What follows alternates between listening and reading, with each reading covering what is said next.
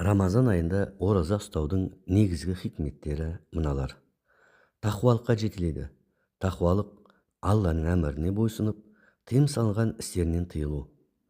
Оразаның негізгі мақсаты ішіп жеуден және төсек қатынасынан тыйылып, өз-өзін қинау емес, тақуалыққа жету. Аллаһ Тағала оразаны парыз екендігін баян еткен аятта «Лааллакум таттақун» бәлкім сақтанарсыңдар деген.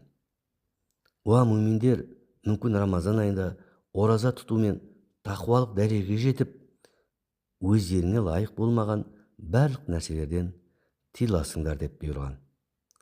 Екінші, нығметке шүкір етуге септігі тиеді. Ораза нәпсіні тамақтан, сусынан, төсек қатынасынан тыю. Бұлар бізге берілген үлкен нығметтер.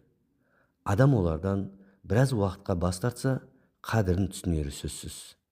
Кез келген нәрсенің қадірі жоғында білінетіні анық. Сол үшін ораза тұту, нығметке шүкіршілік ету сезімін ояту үшін ауадай қажет. Үшінші, шайтанның азғыру жолдарына тосқауыл қойылады. Негізі шайтан шахуатты өзіне құрал есебінде пайдаланады. Ал шахуат тағам мен сусыннан нәр алатындығы анық. Сондықтан оны тыю үшін ораза парыз етілген. Ардақты пайғамбарымыз алейхиссалату вассалам, шайтан адам баласының қан жүретін жолдарында жүреді. Сендер оның жүретін жолын оразамен бітеңдер деген. Адам баласы күні бойы аш жүргенінің есесін ауыз ашарда қайтарып, екі есе тойып тамақ жесе, тұтқан оразасынан қалайша пайда болмақ? Оразаның негізгі пайдаларының бірі тағамдарды азайту арқылы шайтанның азғыруына алданып қалатын нәпсіні тізгіндеу. Ендеше шахуаттың нәр алатын жерін құнарсыз ету үшін тағамды азайту.